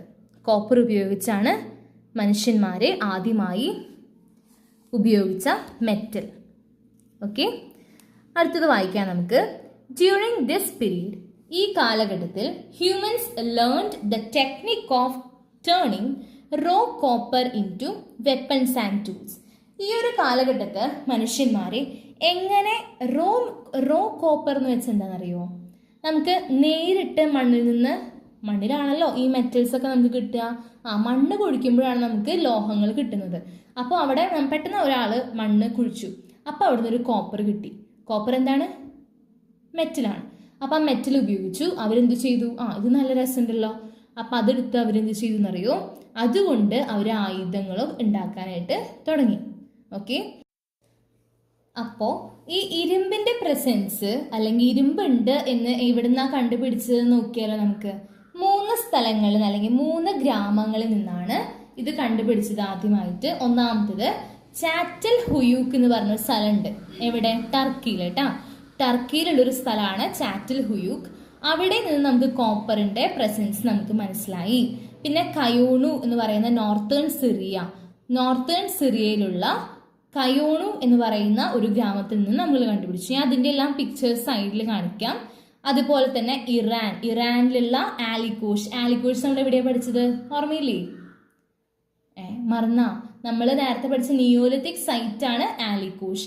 അവിടെ നിന്ന് നമുക്ക് നമ്മുടെ കോപ്പറിന്റെ പ്രസൻസ് കണ്ടുപിടിച്ചിട്ടുണ്ട്. It is believed to have existed around. ഇതെല്ലാം സംഭവിച്ചത് 7000 BCEയിലാണ്. 7000 BCE. ഒരു നമ്മൾ BCE എന്നൊക്കെ കേട്ടിട്ടില്ലേ നിങ്ങൾ? ബിഫോർ കോമൺ ഇറ എന്നാണ് അതിന് പറയാം. 7000 BCE നിങ്ങൾ ജസ്റ്റ് പഠിച്ചു വെച്ചാൽ മതി കേട്ടോ. അടുത്ത പേജിന്റെ ആദ്യ ഒരു ക്വസ്റ്റ്യൻ ചോദിച്ചേക്കാണ് അവരെ. ഇവര് സ്റ്റോൺ ടൂൾസിന് പകരം ഈ കോപ്പർ ടൂൾസ് ഉപയോഗിക്കുന്നതുകൊണ്ടുള്ള ഉപയോഗം എന്താണ്? 2 പോയിന്റ്സ് അവർ ഓൾറെഡി കൊടുത്തിട്ടുണ്ട്, 2 എണ്ണം കൊണ്ട് എഴുതണം. ഒന്നാമത്തെ പോയിന്റ് നമുക്ക് വായിക്കാം. Can be changed into suitable shape and form. അല്ലേ, കല്ല് ഒരു പെർട്ടിക്കുലർ നമുക്ക് ഇഷ്ടമുള്ള ഒരു ഷേപ്പോ അതിൻ്റെ രൂപത്തിലോ ആക്കി മാറ്റുന്നതിനേക്കാളും എളുപ്പമാണ് ഈ കോപ്പർ മെറ്റൽ ഉപയോഗിച്ച് ആ ഷേപ്പോ അല്ലെങ്കിൽ ആ രൂപോ ആക്കാനായിട്ട്. ഓക്കെ, പിന്നെ അതിൻ്റെ ഡ്യൂറബിലിറ്റി കൂടുതലാണ്, നമുക്കത് ഒരുപാട് കാലം യൂസ് ചെയ്യാം. ഓക്കെ, അപ്പോൾ ഡ്യൂറബിലിറ്റി കൂടുതലാണ്, അങ്ങനെ പെട്ടെന്ന് പൊട്ടിപ്പോകുന്നില്ല. അപ്പോൾ അതിൻ്റെ അർത്ഥം മൂന്നാമത്തെ പോയിന്റ് ആയിട്ട് നമുക്ക് എന്ത് ചെയ്താം? നമ്മുടെ copper tools are more stronger, അല്ലെങ്കിൽ നല്ല ഹാർഡർ ആയിട്ടുള്ള മെറ്റലാണ്. Copper is more harder than stone. അപ്പം അങ്ങനത്തെ പോയിന്റ്സ് നമ്മൾ ഇവിടെ എഴുതി അത് പഠിക്കാം. ഒരു 3 പോയിന്റ് ഒക്കെ പഠിച്ചാലും മതിട്ടാ. അപ്പം അഡ്വാൻറ്റേജ്, ഡിസഡ്വാൻറ്റേജ് അല്ല ചോദിക്കുന്നത്, അഡ്വാൻറ്റേജ് ആണ്. എന്തുകൊണ്ടാണ് കോപ്പർ ടൂളുകൾ സ്റ്റോൺ ടൂൾസിനേക്കാളും നല്ലത്? ഓക്കെ, അപ്പം അതിൻ്റെ ആൻസറാണ് ഞാൻ പറഞ്ഞത്. നമുക്ക് അടുത്തത് പഠിക്കാം. അടുത്തത് നമ്മൾ പഠിക്കാൻ പോകുന്നത് ചാൽക്കോലിത്തിക് ഏജ് ആണ്. അപ്പം ഇത് കുറച്ച് ഇൻട്രസ്റ്റിംഗ് ആയിട്ടുള്ള ഏജ് ആണ് കേട്ടോ. അപ്പം ഇതെന്താ പറയുന്നത് എന്ന് വെച്ചിട്ടുണ്ടെങ്കിൽ, നമ്മൾ പറഞ്ഞു അവർ കോപ്പറൊക്കെ കണ്ടുപിടിച്ചു, അപ്പം കോപ്പർ ടൂൾസിലേക്ക് ഷിഫ്റ്റ് ആയി എന്നൊക്കെ അല്ലേ. പക്ഷെ എന്നിരുന്നാൽ കൂടി അവർ ഇത്രയും നാൾ കല്ല് ഉപയോഗിച്ച് വന്ന ആൾക്കാരാണ്, കല്ല് കൊണ്ടുള്ള ആയുധങ്ങൾ ഉപയോഗിച്ചവരാണ്. പെട്ടെന്ന് അങ്ങനെ നമ്മുടെ കയ്യിലേക്ക് കോപ്പർ എടുത്തു വെച്ചപ്പം അവർ മുഴുവനായിട്ടും കോപ്പർ ടൂൾസ് അല്ല ഉപയോഗിച്ചത്. അവരെന്തും ഉപയോഗിച്ചിരുന്നു? സ്റ്റോൺസ് കൊണ്ടുള്ള ടൂൾസും ഉപയോഗിച്ചിരുന്നു. അവരങ്ങനെ പെട്ടെന്ന് കോപ്പറിലോട്ടൊന്നും മാറിയിട്ടില്ല. അപ്പം അങ്ങനെ രണ്ടും ഉപയോഗിച്ചിരുന്ന കാലഘട്ടത്തിനെയാണ് നമ്മൾ എന്ത് പറയുന്നത്? Chalcolithic age. Clear? We have already discuss the stone age അല്ലേ. നമ്മൾ സ്റ്റോൺ ഏജ് നല്ല വിശദമായി ഡിസ്കസ് ചെയ്തിട്ടാണ്. സ്റ്റോൺ ഏജ് ഏതാ? Paleolithic age, mesolithic age, neolithic age. അപ്പം സ്റ്റോൺ ഏജ് എല്ലാം നമ്മൾ വിശദമായി ഡിസ്കസ് ചെയ്തു. Even in the age of copper tools, നമ്മളിപ്പോൾ കോപ്പർ ടൂൾസ് ആണ് ഉപയോഗിക്കുന്നത് അല്ലേ, അതിനെ പറ്റിയല്ല നമ്മൾ പഠിച്ചത്. പക്ഷെ എന്നിരുന്നാൽ കൂടി humans did not give up stone. Stones എന്ത് ചെയ്തില്ല? അവർ പൂർണ്ണമായും ഉപേക്ഷിച്ചിട്ടില്ല. This period when copper tools were used along with stone tools എന്ന് വെച്ചിട്ടുണ്ടെങ്കിൽ, നമ്മുടെ ചാൽക്കോലിത്തിക് ഏജ് എന്ന് വെച്ചിട്ടുണ്ടെങ്കിൽ കോപ്പർ ടൂളുകളും സ്റ്റോൺ ടൂൾസും ഒരുപോലെ ഉപയോഗിച്ചിരുന്ന ഒരു കാലഘട്ടമാണ് നമ്മുടെ ചാൽക്കോലിത്തിക് ഏജ്. ഓക്കെ, അതിനെയാണ് നമ്മൾ ചാൽക്കോലിത്തിക് ഏജ് എന്ന് പറയുന്നത്. ഇന്ത്യയിലെ എക്സാമ്പിൾസ് ആണ് പറയുന്നത്. ഈ ചാൽക്കോലിത്തിക് ഏജ് ഉണ്ടായിരുന്നു എന്ന് നമ്മൾ കണ്ടുപിടിച്ച സ്ഥലങ്ങളാണ് രാജസ്ഥാൻ, മധ്യപ്രദേശ്, മഹാരാഷ്ട്ര. സിമ്പിൾ അല്ലേ? ഏതൊക്കെയാണ്? രാജസ്ഥാൻ, മധ്യപ്രദേശ്, മഹാരാഷ്ട്ര. മാർക്കില്ലല്ലോ. ചാൽക്കോലിത്തിക് ഏജിന്റെ എക്സാമ്പിൾസ് പറഞ്ഞേ. രാജസ്ഥാൻ, മധ്യപ്രദേശ്, മഹാരാഷ്ട്ര. ഓക്കെ, ഇനി താഴെ കൊടുത്തിരിക്കുന്നത് അതിൻ്റെ എക്സാമ്പിൾസ് ആണ്. നമ്മൾ മഹാരാഷ്ട്രയിൽ നിന്ന് കണ്ടുപിടിച്ചതാണ് ഏൺ ബറിയൽസ്. ഏൺ ബറിയൽസ് എന്ന് വെച്ചാൽ എന്താണ്? ഏൺ എന്ന് വെച്ചാൽ എന്താണെന്നറിയോ? നമ്മൾ ഈ ഭസ്മൊക്കെ ശേഖരിച്ചു വെക്കില്ലേ? അപ്പം ആ മരിച്ചു കഴിഞ്ഞ ഭസ്മം, യെസ്. അപ്പം അതൊക്കെ എടുത്തു വെച്ചിരിക്കുന്ന സ്ഥലങ്ങൾ നമ്മൾ കണ്ടുപിടിച്ചു. കുടങ്ങൾ കണ്ടുപിടിച്ചു എന്ന്. ഓക്കെ, അത് കണ്ടുപിടിച്ചു. എവിടെ? മഹാരാഷ്ട്രയിൽ. അടുത്തത് കാണിച്ചിരിക്കുന്നത് ക്ലേ കൊണ്ടും സ്റ്റോൺ കൊണ്ടൊക്കെ ഉണ്ടാക്കി വെച്ചേക്ക ഓരോ സംഭവങ്ങൾ കൊത്തിവെച്ചിട്ടുണ്ട്, ഉണ്ടാക്കിയിട്ടുണ്ട്. എവിടെന്നാണ് കണ്ടുപിടിച്ചെന്നറിയോ? നെവാസ എന്ന് പറയുന്ന മഹാരാഷ്ട്രയിലെ ഒരു സ്ഥലത്ത് നിന്നാണ് ഇതും കണ്ടുപിടിച്ചത്. അപ്പം നമ്മുടെ ചാൽക്കോലിത്തിക് ഏജിൻ്റെ എക്സാമ്പിൾസ് നമ്മൾ കണ്ടു. ഓക്കെ, ഇനി നമുക്ക് ബ്രോൺസ് ഏജിനെ പറ്റി പഠിക്കാം. ബ്രോൺസ് ഏജിനെ പറ്റി പഠിക്കുന്നതിന് മുന്നേ നമ്മൾ നേരം കുറേയായി പറയുന്ന ഒരു ആർക്കിയോളജിസ്റ്റാണ് നമ്മുടെ ഗോർഡൻ ചൈൽഡ് അല്ലേ. ആളുടെ ബുക്കായിട്ടുള്ള മാൻ മേക്സ് ഹിംസെൽഫ് നമ്മൾ നേരത്തെയും പറഞ്ഞതാണ്. ആ ബുക്കിൽ പഠിച്ചിട്ടുള്ള കുറച്ച് കാര്യങ്ങൾ ഇവിടെ തന്നിട്ടുണ്ട്. ബുക്കിൽ പറഞ്ഞിട്ടുള്ള കുറച്ച് കാര്യങ്ങൾ അതൊന്ന് ജസ്റ്റ് നമുക്ക് വായിച്ചിട്ട് നമുക്ക് ബാക്കി പഠിക്കാം. Okay, between 3000 and 6000 and 3000 BCE humans learned to harness the force of oxen and winds എന്ന് വെച്ചിട്ടുണ്ടെങ്കിൽ 6000 മുതൽ 3000 BCE കാലഘട്ടത്തിൽ മനുഷ്യന്മാർ എന്ത് ചെയ്തു എന്നറിയോ? നിങ്ങൾ ഓക്സനെ കണ്ടിട്ടില്ലേ? ഞാൻ അവിടെ ഫിഗർ കാണിച്ചിട്ടുണ്ട്. നമ്മൾ ഉഴുതു മറിക്കാനൊക്കെ ഉപയോഗിക്കുന്നല്ലേ. അപ്പം അതിനെ നിയന്ത്രണത്തിൽ വരുത്താനും അതുപോലെ തന്നെ ബോട്ടൊക്കെ അവരുണ്ടാക്കാൻ തുടങ്ങി. ബോട്ടൊക്കെ ഉണ്ടാക്കുമ്പോൾ കാറ്റിനെ എന്താ പറയുക മെരിക്കാനും ഒക്കെ ആര് പഠിച്ചു? അന്നത്തെ കാലത്ത് മനുഷ്യന്മാരെ പഠിച്ചു. പിന്നെ കൃഷി ഒക്കെ ഡെവലപ്പായി അവരെ പ്ലോയും അതുപോലെ തന്നെ വീൽ കാട്ടും ബോട്ടും ഒക്കെ ഉണ്ടാക്കാനായിട്ട് യൂസ് ചെയ്യാനായിട്ട് തുടങ്ങി. മെറ്റലർജികൾ ഡെവലപ്പ് ചെയ്തു. എന്താണ് മെറ്റലർജി? ഒരുപാട് മെറ്റൽസ് അവർ കുഴിച്ച് എടുക്കാനായിട്ട് ആരംഭിച്ചു. As a result agriculture became wide spread and surplus production became possible. അതിൻ്റെ ഒരു ഫലമായിട്ട് അഗ്രികൾച്ചർ എല്ലായിടത്തും നിലവിൽ വരാനായിട്ട് തുടങ്ങി. അങ്ങനെ ഒരുപാട് ഫുഡിൻ്റെ സാധനങ്ങൾ അവർക്ക് എന്താണ് ഒരുപാട് അധികമായിട്ട് ഭക്ഷണം സാധനങ്ങൾ അവർക്ക് കിട്ടാനായിട്ട് തുടങ്ങി. Non agricultural production became stronger and thereby humans equipped themselves for urban life. എന്ന് വെച്ചിട്ടുണ്ടെങ്കിൽ അഗ്രികൾച്ചറിൽ മാത്രമല്ല കൃഷിയല്ലാത്ത കാര്യങ്ങളിലും അവർക്ക് ഉയർച്ച സംഭവിച്ചു എന്ന് വെച്ചിട്ടുണ്ടെങ്കിൽ ഇപ്പം ഞാൻ പറഞ്ഞില്ലേ മെറ്റൽസ് ഒരുപാട് കുഴിച്ചെടുത്തു. അതുപോലെ ഒരുപാട് മെറ്റൽസ് അവർ എടുക്കാൻ തുടങ്ങി. അങ്ങനെ അവരുടെ മെറ്റൽ പ്രൊഡക്ഷനും മെറ്റൽ ഉണ്ടാക്കുന്നതും കൂടി അവരെന്ത് ചെയ്തു? ഹ്യൂമൻസ് ഒരു ഗ്രാമം ലൈഫിൽ നിന്ന് ഒരു സിറ്റി പോലത്തെ ലൈഫിലോട്ട് പോവാൻ അവരിപ്പോൾ റെഡിയല്ലേ? അവർ ഫുൾ ടൈം ഇങ്ങനെ അഗ്രികൾച്ചർ ചെയ്ത് നടക്കുമോ? ഇനി ഇല്ല. അവർക്ക് ആവശ്യത്തിനുള്ള ഫുഡ് ഇപ്പോൾ കിട്ടി തുടങ്ങി. ഒരുപാട് പ്രൊഡക്ട്സ് ഇനി അവർക്ക് കൃഷി ചെയ്യേണ്ട ആവശ്യമില്ലാത്ത പോലെയായില്ലേ? അപ്പം എന്താ ചെയ്യാം? കൃഷി ചെയ്യേണ്ട ആവശ്യമില്ല എന്നല്ല, ഫുൾ ടൈം കൃഷി ചെയ്യേണ്ട ആവശ്യമില്ല. അങ്ങനെ ഒരു രീതിക്ക് അവരെത്തി തുടങ്ങി. അപ്പോൾ അവർക്ക് വേണമെങ്കിൽ ഇനി സിറ്റി ലൈഫിലോട്ട് കടക്കാൻ പറ്റും. അർബൻ എന്ന് വെച്ചിട്ടുണ്ടെങ്കിൽ നമ്മളിപ്പോൾ ഗ്രാമത്തിൽ നമ്മൾ എന്ത് പറയുക? റൂറൽ അല്ലേ? കുറച്ചുകൂടി ഡെവലപ്പ് ആയിക്കൊണ്ടിരിക്കാൻ നമ്മൾ എന്ത് പറയും? അർബൻ എന്ന് പറയാം. ഓക്കെ, അപ്പോൾ അതാണ് ഈ പാരഗ്രാഫിൽ ഇവിടെ പറയുന്നത്. അപ്പോൾ നമുക്ക് കുറച്ചുകൂടി ഡീറ്റെയിൽ ആയിട്ട് ബ്രോൺസ് ഏജ് പഠിച്ചാലോ? ഇനി കുറച്ച് ശ്രദ്ധിച്ചിരിക്കണം, കാരണം കുറച്ചധികം നമുക്ക് കാര്യങ്ങൾ പറയാനുണ്ട്, പഠിക്കാനുണ്ട്. സംഭവം സിമ്പിളാണ്. ഓക്കെ, കുറച്ച് പേരൊക്കെ പഠിക്കാനുണ്ടെന്നുള്ളൂ. പഠിച്ചാലോ? നമുക്ക് വായിക്കാം. This is the description of humans entry into urban life. ഇനി നമ്മൾ പറയാനായിട്ട് പോകുന്നത് മനുഷ്യന്മാരെ അർബൻ, ഞാൻ നേരത്തെ പറഞ്ഞില്ലേ, അർബൻ ജീവിതത്തിലൂടെ കടക്കാൻ പോവാം. അർബൻ എന്ന് വെച്ചാൽ എന്താണെന്ന് ഞാൻ പറഞ്ഞേ, കുറച്ചുകൂടി അവർ ഡെവലപ്പായി സിറ്റി മോഡൽ എത്തി തുടങ്ങി. ഓക്കെ, ഇനി അവർ ഗ്രാമത്തിലൊന്നല്ല താമസം, കുറച്ചും കൂടി അവർ ഡെവലപ്പായി അർബൻ ലൈഫിലോട്ടുള്ള മനുഷ്യന്മാരുടെ പ്രവേശനമാണ് നമ്മളിനി പഠിക്കാനായിട്ട് പോകുന്നത്. അതിന് നമ്മൾ അർബനൈസേഷൻ എന്ന് പറയാം. ഓക്കെ, ക്ലിയർ അല്ലേ? Urbanization begins when a region comes to be densely populated. എപ്പോഴാണെന്നറിയോ നമ്മൾ അർബനൈസേഷൻ നടത്തുക? ഇപ്പോൾ ഒരു സ്ഥലം, അവിടെ ഒരുപാട് ആൾക്കാരായി, പോപ്പുലേഷൻ നല്ലോണം കൂടി, ജനസംഖ്യ നല്ലോണം കൂടിയെങ്കിൽ എന്താണ്? Where the majority earned their means of living through non-agrarian activities such as craft, trade, etc. ഇപ്പോൾ അർബനൈസേഷൻ തുടങ്ങുന്നത് ഒരു റീജിയനിൽ ഒരുപാട് ആൾക്കാരുണ്ട്, അവിടെ എന്താണ്? അവിടെ എല്ലാവരും വരുവാൻ ഇഷ്ടപ്പെടുന്നു. അവിടെ എല്ലാവരും, ഒരു മെജോറിറ്റി ആൾക്കാരെ സമ്പാദിക്കുന്നത് എന്താണ്? ഒന്നോലെ അഗ്രികൾച്ചർ ആയിരിക്കില്ല, അഗ്രികൾച്ചർ അല്ലാത്ത കാര്യങ്ങൾ ചെയ്യും. എന്ന് വെച്ചിട്ടുണ്ടെങ്കിൽ കരകൗശല വസ്തുക്കൾ നിർമ്മിക്കും, പിന്നെ അതുപോലെ വ്യാപാരങ്ങളിൽ ഏർപ്പെടും. ഓക്കെ, ബിസിനസ് ഒക്കെ പോലെ. അപ്പം അങ്ങനത്തെ വർക്ക്, അങ്ങനത്തെ ജോലികളായിരിക്കും അവിടെയുള്ള ആൾക്കാരെ ചെയ്യുന്നത്, etcetera. Wide streets, public buildings, better facilities, busy life and entertainment are the hallmarks of such an urban life. ഇനി ആ അർബൻ ലൈഫിൽ ഉണ്ടായിരുന്ന പ്രത്യേകതകളാണ് പറയുന്നത്.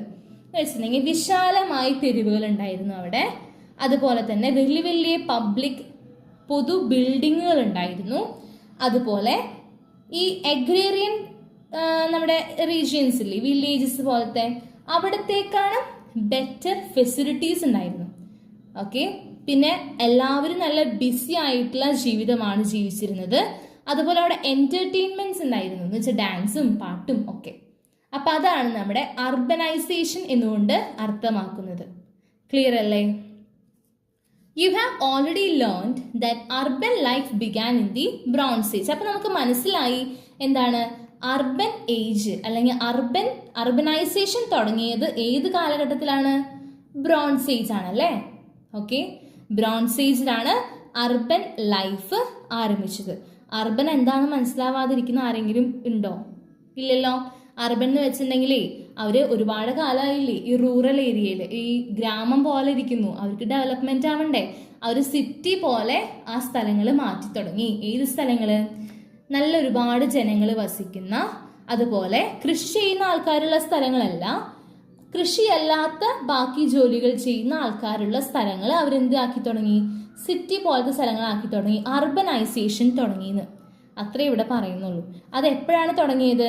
ബ്രോൺസ് ഏജ് കാലഘട്ടത്തിലാണ് അവർ അർബനൈസേഷൻ സ്റ്റാർട്ട് ചെയ്തത്. ഓക്കെ, അപ്പൊ എന്താണ് ബ്രോൺസ് എന്ന് പഠിക്കണ്ടേ? ബ്രോൺസ് എന്താണ്? ബ്രോൺസ് എന്ന് പറയുന്നത് രണ്ട് മെറ്റലുകൾ, രണ്ട് ലോഹങ്ങൾ കൂട്ടി രണ്ട് മിക്സ് ചെയ്തിട്ട് ഉണ്ടാക്കുന്ന ഒരു പ്രത്യേകതരം ലോഹമാണ് ബ്രോൺസ്. ഓക്കെ, അപ്പൊ അതിൽ ഏതൊക്കെ ലോഹങ്ങൾ, ഏതൊക്കെ മെറ്റല് കൂടിച്ചേർത്ത് മിക്സ് ചെയ്തിട്ട് നമ്മൾ ഉണ്ടാക്കുന്നതാണെന്നറിയോ? നമ്മുടെ കോപ്പറും ടിന്നും. കോപ്പർ എന്ന് പറയുന്ന മെറ്റലും ടിൻ എന്ന് പറയുന്ന മെറ്റലും മിക്സ് ചെയ്തിട്ട് ഉണ്ടാക്കുന്ന ആളാണ് നമ്മുടെ ബ്രോൺസ്. ഓക്കെ, അപ്പൊ നമ്മുടെ ബ്രോൺസ് ഉണ്ടല്ലോ, അത് കോപ്പറിനേക്കാളും സ്ട്രോങ്ങറാണ്. നമ്മൾ പറഞ്ഞു കല്ലിനേക്കാളും സ്ട്രോങ്ങറാണ് കോപ്പർ. ആ കോപ്പറിനേക്കാളും സ്ട്രോങ്ങറാണ് ആര്? നമ്മുടെ ബ്രോൺസ്. ഓക്കെ, ഇനി ബ്രോൺസ് ഏജ് സിവിലൈസേഷൻസ് ഏതൊക്കെ? സിവിലൈസേഷനൊക്കെ നമ്മൾ കഴിഞ്ഞാലും പഠിച്ചിട്ടുണ്ട് അല്ലേ?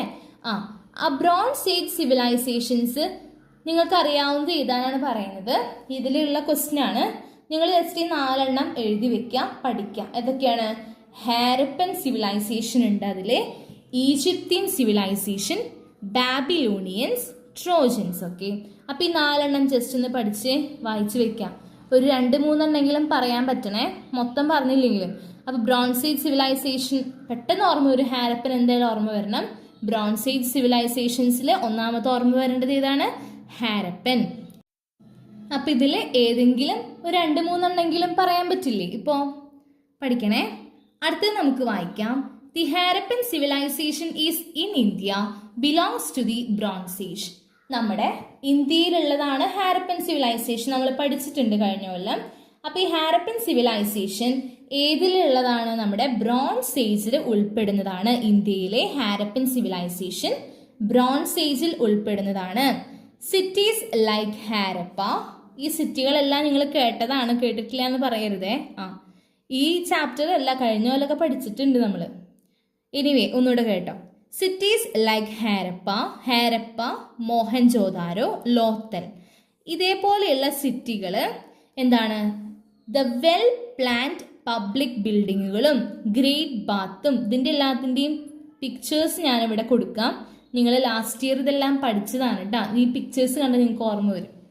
പബ്ലിക് ബിൽഡിങ്ങുകളും വലിയ വലിയ ബിൽഡിങ്സും, അതുപോലെ തന്നെ ഗ്രേറ്റ് ബാത്ത്, ഏറെക്കുറെ സ്വിമ്മിംഗ് പൂളൊക്കെ പോലെ ഉണ്ട് കണ്ടിട്ട്. അതുപോലെ ഹൗസസ്, ഒരുപാട് വീടുകൾ, തെരുവുകൾ, ഡ്രെയിനേജ് സിസ്റ്റം, ഇതെല്ലാം ആ കാലത്ത് ഉണ്ടായിരുന്നു. Granaries and the presence of various types of crafts and trade are clear evidences of urbanisation. അപ്പം ഇതെല്ലാതും തന്നെ ആ സമയത്ത് അർബനൈസേഷൻ്റെ തെളിവുകളാണെന്ന്. That is why the Harappan civilisation is called first urbanisation in Indian history. Very important.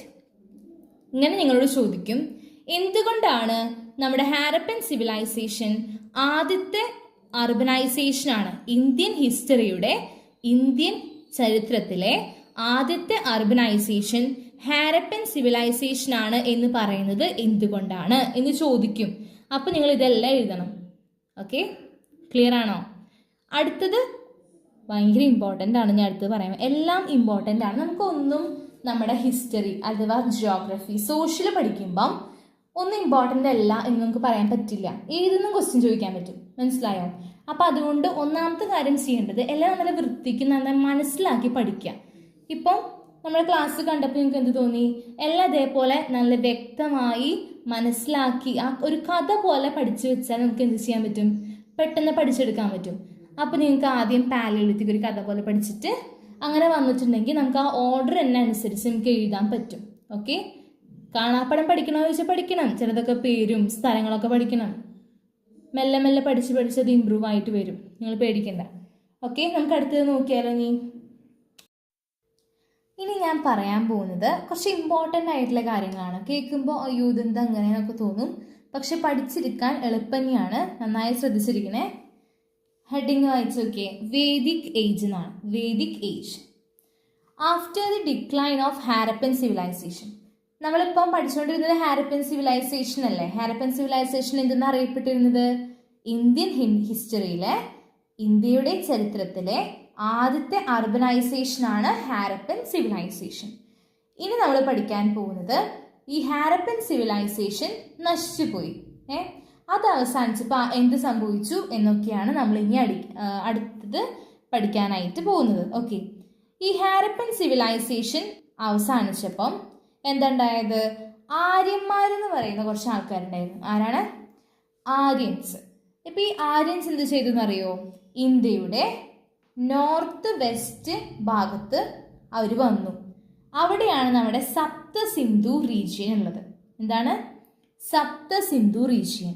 ഇനി എന്താണ് സപ്ത സിന്ധു റീജിയൻ എന്ന് ഇവിടെ കൊടുത്തിട്ടുണ്ട്. സപ്ത സിന്ധു റീജിയൻ എന്ന് പറഞ്ഞിട്ടുണ്ടെങ്കിൽ അവിടെ എന്തൊക്കെയാണ് വരുന്നത്? അവിടെ ഇൻഡസ് നദി, ഒരു നദിയാണ് ഇൻഡസ് നദി എന്ന് കേട്ടിട്ടില്ലേ? ഇൻഡസ് നദിയും അതിൻ്റെ തീരത്തൊക്കെയാണ് നമ്മുടെ ഈ സപ്ത സിന്ധു ഭാഗം ഉള്ളത്. ഓക്കെ, അവിടേക്കാണ് നമ്മുടെ ആര് വന്നത്? ആര്യന്മാർ വന്നത്. ഓക്കെ, അവർ സംസാരിച്ചിരുന്ന ഭാഷയെ പറ്റിയിട്ടാണ് അടുത്ത സെന്റൻസിൽ പറയുന്നത്. They spoke a language that belonged to Indo-European family of languages. അപ്പം അവർ ഒരു ഭാഷയല്ല സംസാരിച്ചിരുന്നത്, ഒരുപാട് ഇൻഡോ എന്ന് വെച്ചാൽ ഇന്ത്യയിലത്തെയും യൂറോപ്പിലെയും ഒരുപാട് ഭാഷകൾ ആര് സംസാരിച്ചിരുന്നു? ഈ ആര്യൻസ് സംസാരിച്ചിരുന്നു. അപ്പോൾ ഇവിടെ ഈ ബോക്സിൽ ഏതൊക്കെയാണ് ആ ഭാഷകൾ എന്ന് എടുത്ത് പറയുന്നുണ്ട്. ഏതൊക്കെയാണെന്നറിയോ? Sanskrit, Latin, Greek, German, English, Swedish, Russian, Polish, Italian, Spanish, French, Romanian. നിങ്ങളിതൊന്നും പഠിക്കണ്ട, ഞാൻ ജസ്റ്റ് പറഞ്ഞതാണ്. അപ്പം ഇത്രയും ഭാഷകൾ ആര് സംസാരിച്ചിരുന്നു? ആര്യൻസ് സംസാരിച്ചിരുന്നു. ഈ ഭാഷകളെല്ലാം കൂടി നമ്മൾ പറയുന്ന പേരാണ് ഇൻഡോ യൂറോപ്യൻ ലാംഗ്വേജസ്. അപ്പം അവർ സംസാരിച്ചിരുന്ന ഭാഷ ഏതായിരുന്നു? Indo European family of languages എന്ന് വെച്ചാൽ ലാംഗ്വേജസിൻ്റെ ഒരു കൂട്ടം. ഓക്കെ, അപ്പം ഇത്രയും ലാംഗ്വേജസ് ആര് സംസാരിച്ചിരുന്നു? ആര്യന്മാർ സംസാരിച്ചിരുന്നു. Okay, based on linguistic evidence, Aryans are believed to be as natives of Central Asia. എന്ന് വെച്ചിട്ടുണ്ടെങ്കിൽ ഈ ആര്യന്മാരെ എവിടത്തുകാരാന്ന് പറയുന്നത്, നമ്മൾ എവിടെ നിന്നാണ് അവർ വന്നത് എന്ന് നോക്കിയപ്പോൾ നമുക്ക് മനസ്സിലായി അവര് സെൻട്രൽ ഏഷ്യയിൽ ഉണ്ടായിരുന്ന ആൾക്കാരായിരുന്നു. ഓക്കെ, സെൻട്രൽ ഏഷ്യയിൽ ഉണ്ടായിരുന്ന ആൾക്കാരായിരുന്നു ആര്യന്മാരെ. അവിടെ നിന്നാണ് എവിടേക്ക് വന്നത്? നമ്മുടെ ഇന്ത്യയിലോട്ട് വന്നത്. ക്ലിയർ അല്ലേ? എവിടേക്കാണ് വന്നത്? അവര് സപ്ത സിന്ധു റീജിയൻ, ഇന്ത്യയിലെ സപ്ത സിന്ധു റീജിയനിലോട്ടാണ് ആര്യന്മാരെ ഈ ഹാരപ്പൻ സിവിലൈസേഷൻ അവസാനിച്ചപ്പോൾ എത്തിയത്. ക്ലിയർ ആണെന്ന് ഞാൻ വിചാരിക്കുന്നു കേട്ടോ. We get to know about this age as the age from the Vedas.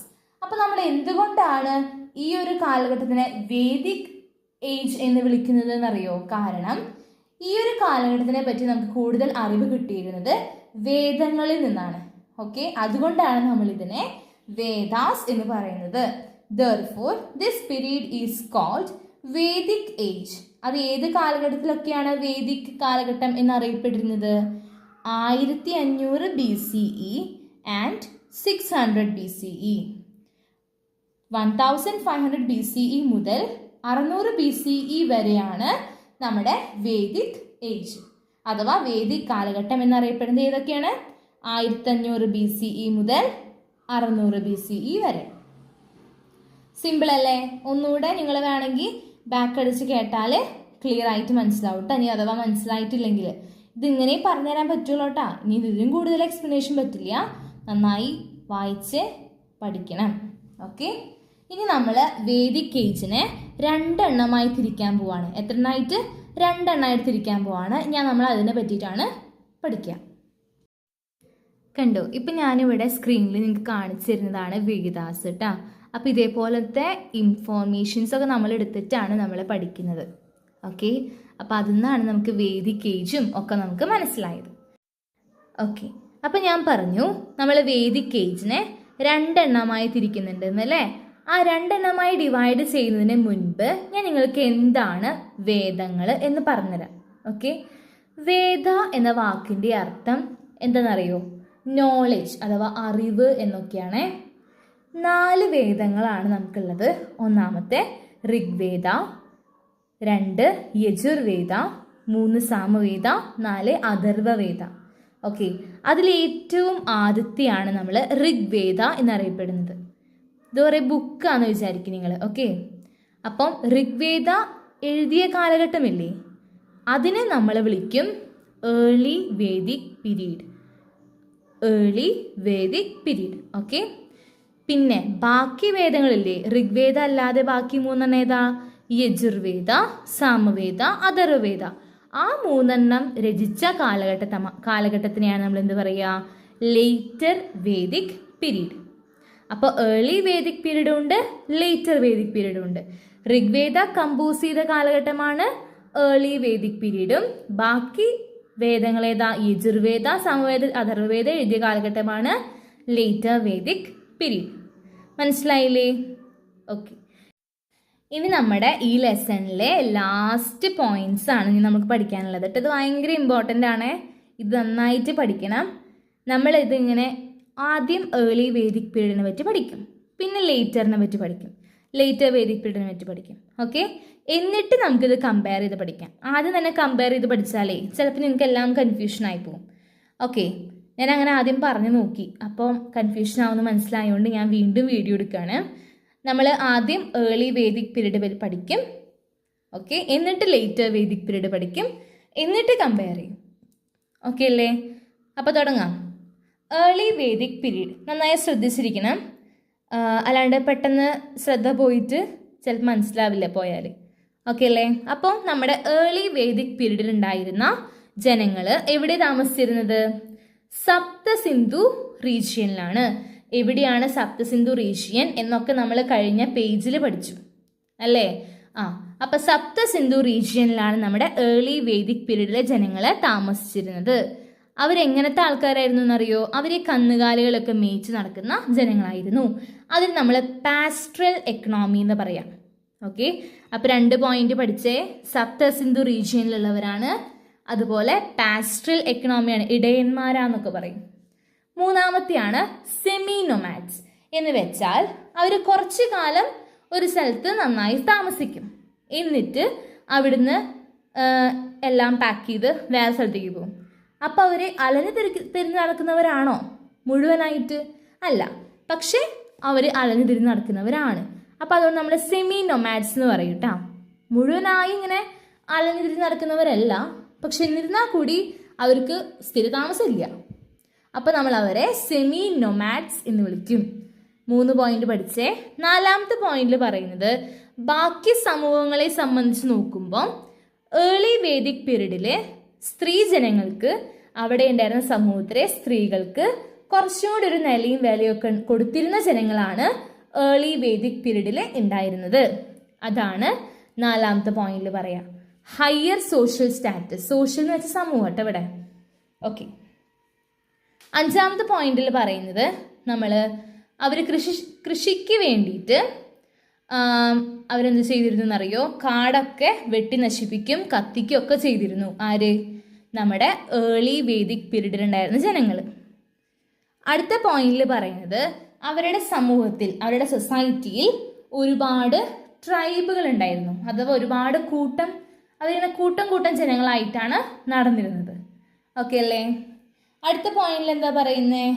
The yagas, യാഗങ്ങൾ കേട്ടിട്ടില്ലേ? ഓരോ ആചാരങ്ങളല്ലേ? ഓക്കെ, അതെന്തായിരുന്നു? ഭയങ്കര സിമ്പിൾ ആയിരുന്നു. അവർക്ക് ആ സമയത്ത് ഉണ്ടായിരുന്ന ഓരോ പൂജകളും യാഗങ്ങളും എല്ലാം നല്ല സിമ്പിൾ ആയിരുന്നു. അതുപോലെ തന്നെ അവരുടെ കുടുംബത്തിലെ തലവന്മാരാണ് ആ പൂജയൊക്കെ ചെയ്തിരുന്നത്. ഓക്കെ അല്ലേ? അടുത്ത പോയിന്റ് എന്ന് പറയുന്നത് അവര് നാച്ചുറൽ ഫോഴ്സസിനെയാണ് ആരാധിച്ചിരുന്നത്, പ്രാർത്ഥിച്ചിരുന്നത്. നാച്ചുറൽ ഫോഴ്സസ് എന്ന് പറഞ്ഞാൽ എന്തൊക്കെയായിരിക്കും? സൂര്യൻ, പിന്നെ അതുപോലെ തന്നെ ചിലപ്പോൾ വെള്ളം, തീയ്, അങ്ങനത്തെ ഒക്കെ സംഭവങ്ങളെയാണ് അവർ ആരാധിച്ചിരുന്നത്. അപ്പം ഇത്രയും ഇപ്പം എത്ര പോയിന്റ് പഠിച്ചു നമ്മൾ? 8 പോയിന്റ്സ് പഠിച്ചു അല്ലേ? ഈ 8 പോയിന്റ്സ് പഠിച്ച് നമ്മൾ ഏർലി വേദിക് പീരീഡ് പക്കയായി. ഓക്കെ, ക്ലിയർ ആണോ? ഒന്നുകൂടി പറയണോ ഞാൻ? ഓക്കെ, ഞാൻ ആ 8 പോയിന്റ്സ് എന്നോട് പറയാം. ഒന്നാമത്തെ പോയിന്റിൽ പറയുന്നത് അവർ സപ്തസിന്ധു റീജിയനിലാണ് ഉണ്ടായിരുന്നത്. അവരെങ്ങനത്തെ ആൾക്കാരായിരുന്നു? ഇടയന്മാരായിരുന്നു അല്ലെ, കന്നുകാലികൾ മേയ്ക്കുന്ന പാസ്റ്റൽ എക്കണോമി ആയിരുന്നു. മൂന്നാമത്തെ ഒരു സെമി നൊമാഡ്സ് ആയിരുന്നു. 4 comparatively higher social status for women. 5 the forest was cleared and burned. Cleared എന്ന് വെച്ചാൽ വെട്ടി നശിപ്പിച്ചു, അങ്ങനെ ക്ലിയർ ആക്കി. അതുപോലെ തന്നെ ബേൺഡ് എന്ന് വെച്ചാൽ കത്തിച്ചു. 4 എന്തിന്? കൾട്ടിവേഷന് വേണ്ടിയിട്ട്. 6ാമത്തെ പോയിന്റ് പറയുന്നത് നമ്മുടെ സൊസൈറ്റിയിൽ ഒരുപാട് ട്രൈബുകൾ ഉണ്ടായിരുന്നു, ഒരുപാട് കൂട്ടം ജനങ്ങൾ ഉണ്ടായിരുന്നു. ഓക്കെ, അപ്പോൾ 6 പോയിന്റ് കഴിഞ്ഞു. അപ്പോൾ ഇനി നമുക്ക് ലേറ്റർ വേദിക് പീരീഡ് പഠിക്കാം. ഓക്കെ അല്ലേ? അപ്പോൾ ഞാൻ നിങ്ങൾക്ക് ഒരു മാപ്പ് കാണിച്ചു തരാവേ. ദേ, അവർ താമസിച്ചിരുന്ന സ്ഥലം എന്ന് പറയുന്നത് ഇവിടെ മൊത്തം അങ്ങ് അവരെ വിപുലീകരിച്ച് അവരവിടെ താമസിച്ചിരുന്നു. അല്ലാണ്ട് സപ്തസിന്ധു റീജിയനിൽ മാത്രം ഒതുങ്ങി ജീവിച്ചിരുന്ന ആൾക്കാരല്ല നമ്മുടെ ലേറ്റർ വേദിക് പീരീഡിലുണ്ടായിരുന്ന ജനങ്ങൾ. അവരെന്ത് ചെയ്തു? അവർ താമസം extended up to Gangetic plain. ഇപ്പം ഞാൻ ഫിഗറിൽ കാണിച്ചത് ഗംഗാറ്റിക് പ്ലെയിൻ ആണ്. അത് മൊത്തം അവർ താമസിച്ചിരുന്നു. ഓക്കെ, പിന്നെ അവർ കൃഷിക്ക് ഇമ്പോർട്ടൻസ് കൊടുത്തിരുന്നു, കൃഷിക്ക് പ്രാധാന്യം കൊടുത്തിരുന്ന ആൾക്കാരാണ് ലേറ്റർ വേദിക് പീരീഡിൽ ഉണ്ടായിരുന്നത്. പിന്നെ അവരുണ്ടല്ലോ സെറ്റിൽഡ് ലൈഫായിരുന്നു എന്ന് വെച്ചിട്ടുണ്ടെങ്കിൽ അവരൊരു സ്ഥലത്ത് സ്ഥിരമായി താമസിച്ചിരുന്ന ജനങ്ങളായിരുന്നു. പിന്നെ അവരുടെ സമൂഹത്തിലെ സ്ത്രീകൾക്ക് വലിയ ഇമ്പോർട്ടൻസ് ഒന്നും ഉണ്ടായിരുന്നില്ല. The social status of women declined. സമൂഹത്തിലെ സ്ത്രീകളുടെ വില അവിടെ ഫുള്ളായിട്ട് ഡിക്ലൈൻഡ് ആണ്. ഓക്കെ, 5ാമത്തെ പോയിന്റ് എന്ന് പറഞ്ഞാൽ അവർ ഇരുമ്പ് ഉപയോഗിച്ചിരുന്നു, യൂസ് ഓഫ് അയേൺ, ഇരുമ്പ്. 6ാമത്തെ പോയിന്റിൽ പറയുന്നത് വർണ്ണ സിസ്റ്റം സ്ട്രോങ്ങർ ആയിരുന്നു. വർണ്ണ സിസ്റ്റം എന്താണ്? ഇതുവരെ കേട്ടിട്ടില്ല അല്ലേ? എന്താണ് വർണ്ണ സിസ്റ്റം? ഇവിടെ കൊടുത്തിട്ടുണ്ട്. നമുക്ക് നിലവിൽ 4 വർണ്ണാണുള്ളത്. എന്താണ് വർണ്ണ എന്ന് ഞാൻ പറഞ്ഞുതരാം. നിങ്ങൾ ബ്രാഹ്മിൻസ്, ക്ഷത്രിയാസ് എന്നൊക്കെ കേട്ടിട്ടില്ലേ? അവരൊക്കെയാണ്. അങ്ങനെ 4 എണ്ണം ഉണ്ട്. ബ്രാഹ്മിൻസ് എന്ന് വെച്ചിട്ടുണ്ടെങ്കിൽ ഇതേപോലെ പൂജകളും ഒക്കെ ചെയ്യുന്ന ജനങ്ങളെയാണ് നമ്മൾ ബ്രാഹ്മിൻസ് എന്ന് പറയാം കേട്ടോ. പിന്നെ എന്താ പറയുക, പൂജാരിമാരൊക്കെ ഇല്ലേ? യെസ്, അവരാണ് നമ്മൾ ബ്രാഹ്മിൻസ്. പിന്നെ ക്ഷത്രിയാസ് ഉണ്ട്. ക്ഷത്രിയാസ് എന്ന് വെച്ചിട്ടുണ്ടെങ്കിൽ ഇപ്പോൾ ഫോർ എക്സാമ്പിൾ നമ്മുടെ ഇപ്പോൾ ഒരു രാജ്യം നിയന്ത്രിക്കുന്നതും നയിക്കുന്നതും ഒക്കെ നമ്മുടെ ക്ഷത്രിയന്മാരാണ്. ഓക്കെ, പിന്നെ വൈശ്യാസ് ഉണ്ട്. വൈശ്യാസ് ആണ് കൃഷി ചെയ്യുക. പിന്നെ ശുദ്രാസ് ആണ് ഈ 3 ആൾക്കാർക്കും സേവനം ചെയ്യുന്ന ആൾക്കാർ. ഇവർക്ക് 3 പേർക്കും അടിമകളായിരിക്കും ശുദ്രാസ്. അപ്പം അങ്ങനെ 4 തട്ടുകളായിട്ട് ഇവർ സമൂഹം തിരിച്ചിരുന്നു. അതിനെയാണ് നമ്മൾ വർണ്ണ സിസ്റ്റം എന്ന് പറയുക, വർണ്ണ സംവിധാനം. ഓക്കെ, അപ്പോൾ ആ സിസ്റ്റം സ്ട്രോങ്ങർ ആയിരുന്നു. ഏത് കാലഘട്ടത്തിൽ? ലേറ്റർ വേദിക് പീരീഡിൽ. അപ്പോൾ വർണ്ണ മനസ്സിലായോ? എത്ര വർണ്ണാസ് ഉണ്ട്? 4. ഒന്നാമത്തെ ബ്രാഹ്മിൻസ് ആണ്. അവർ ഈ പൂജാരിമാരും ഏറ്റവും മുൻപിൽ എന്താ പറയുക, പ്രീസ്റ്റൊക്കെ ഇല്ലേ, പൂജാരിമാർ, അത് ചെയ്യാൻ, പൂജകൾ ചെയ്യാൻ നിയോഗിക്കപ്പെട്ട ആൾക്കാരാണ് നമ്മുടെ ബ്രാഹ്മിൻസ്. പിന്നെ ക്ഷത്രിയാസ്. ക്ഷത്രിയാസ് എന്ന് വെച്ചിട്ടുണ്ടെങ്കിൽ കിങ്, നമ്മുടെ രാജ്യം ഭരിക്കുന്ന ആളുകളാണ് നമ്മൾ ക്ഷത്രിയാസ് എന്ന് പറയാം. പിന്നെ വൈശ്യാസ് കൃഷി ചെയ്യുന്ന ആളുകൾ. പിന്നെ അതേപോലെ തന്നെ ഈ 3 പേരെയും അടിമകളെ പോലെ സേവിച്ചിരുന്ന ആൾക്കാരായിരുന്നു ശുദ്രാസ്. ക്ലിയർ അല്ലേ? ഓക്കെ, അപ്പോൾ ഈ ഒരു സംവിധാനം നിലവിൽ നന്നായി സ്ട്രോങ്ങർ ആയിരുന്ന കാലഘട്ടമായിരുന്നു ലേറ്റർ വേദിക് പീരീഡ്. അടുത്ത പോയിന്റിൽ പറയുന്നത് നമ്മൾ കഴിഞ്ഞ വേദിക് പീരീഡിലെ ഏർലി വേദിക് പീരീഡില് അതിലെന്താ പറഞ്ഞത്? അവരും പൂജകളൊക്കെ ചെയ്തിരുന്നു, യാഗങ്ങളൊക്കെ ചെയ്തിരുന്നു. പക്ഷെ അത് ഭയങ്കര സിമ്പിൾ ആയിരുന്നു. അവരുടെ കുടുംബത്തിലെ മുതിർന്ന ആളുകളാണ് ആ യാഗങ്ങളൊക്കെ ചെയ്തിരുന്നത്. പക്ഷെ നമ്മുടെ ലേറ്റർ വേദിക് പീരീഡിൽ എത്തിയപ്പോൾ അതൊക്കെ കുറച്ച് കോംപ്ലിക്കേറ്റഡ് ആയി തുടങ്ങി. കുറച്ച് ബുദ്ധിമുട്ടുള്ള യാഗങ്ങളും ഒക്കെ ആയിരുന്നു. നല്ല എക്സ്പെൻസീവാണ്, നല്ല ചിലവ് വരുന്ന കാര്യങ്ങളായിരുന്നു ലേറ്റർ വേദിക് പീരീഡിൽ ഉണ്ടായിരുന്നത്. Okay, the yagas became the privilege of A particular section. ഇപ്പം നമ്മൾ പറഞ്ഞില്ലേ, ബ്രാഹ്മിൻസ് അവരുടെ മാത്രമായി ഒതുങ്ങിപ്പോയി, അവരാണ് യാഗങ്ങൾ ചെയ്യേണ്ടത്. അങ്ങനെ ഒരു അധികാരം അവർക്ക് വന്നു പോയി. ഓക്കെ, എവിടെ? ലേറ്റർ വേദിക് പീരീഡിൽ. New deities came into worship എന്ന് വെച്ചിട്ടുണ്ടെങ്കിൽ പുതിയ പുതിയ ദേവന്മാരും ദേവിമാരൊക്കെ നിലവിൽ വന്നു തുടങ്ങി. ആദ്യം എന്തിനൊക്കെ അവർ ആരാധിച്ചിരുന്നേ? സൂര്യൻ, അതുപോലെ വെള്ളം, തീ, അതിനൊക്കെ ആയിരുന്നു അല്ലേ? പക്ഷേ ഭൂമി, അതിനൊക്കെ ആയിരുന്നു. പക്ഷെ പിന്നീട് എന്തിനൊക്കെയാണ്? പുതിയ പുതിയ ദൈവങ്ങളും ഒക്കെ വന്നു തുടങ്ങി. ബിഗിനിങ് ഓഫ് വാരിയസ് ക്രാഫ്റ്റ്, ഒരുപാട് കരകൗശല വസ്തുക്കളും അതുപോലെ തന്നെ ഒരുപാട് കലാപരമായിട്ടുള്ള കാര്യങ്ങൾ ഒരുപാട് പ്രാബല്യത്തിൽ വന്ന ഒരു കാലഘട്ടമായിരുന്നു ലേറ്റർ വേദിക് പീരീഡ്. ഓക്കെ, അപ്പോൾ ഇത്രയൊക്കെ കണ്ടപ്പോൾ നിങ്ങൾക്കൊരു ചെറിയൊരു ഐഡിയ കിട്ടിയില്ലേ? ഇപ്പോൾ തന്നെ എല്ലാം പഠിക്കാൻ പറ്റുമെന്ന് ഞാൻ പറയുന്നില്ല, പക്ഷെ നിങ്ങൾക്കൊരു കുഞ്ഞൊരു ഐഡിയ ഈ ചാപ്റ്ററിനെ പറ്റി കിട്ടിയെന്ന് ഞാൻ വിചാരിക്കുന്നു കേട്ടോ. സിമ്പിളാണ് ചാപ്റ്റർ, നന്നായി മനസ്സിരുത്തി പഠിക്കുക. ഇതൊക്കെ ഒന്ന് ഡിസ്റ്റിങ്വിഷ് ചെയ്ത് ഒരു ഡിഫറൻസ് ഒക്കെ നോക്കി പഠിച്ചാൽ ഈസി ആയിരിക്കും. കമ്പയർ ചെയ്ത് പഠിച്ചാൽ മതി കേട്ടോ. അടുത്ത പേജിൽ ഇതിനെ പറ്റി ഒന്നുകൂടി അവർ പറയുന്നുണ്ട്, പ്രത്യേകിച്ചൊന്നുമില്ല അതിൽ. അപ്പോൾ നമ്മുടെ ലാസ്റ്റ് പേജിൽ 2 പാരഗ്രാഫ് പറയുന്നുണ്ട്. അതിൽ ഇത്രയും ഞാൻ പറയുന്നുള്ളൂ. എന്താണ് ആ 2 പാരഗ്രാഫിൽ ഇത്രയാണ് പറയുന്നത്. നമ്മൾ ഈ ചാപ്റ്ററിൽ മനുഷ്യ ചരിത്രം മുഴുവൻ നമ്മൾ കണ്ടു അല്ലേ? എവിടെ നിന്ന് അവർ തുടങ്ങി, ഇപ്പം എവിടെ എത്തി അവസാനിച്ചിരിക്കുന്നു നമ്മൾ കണ്ടു.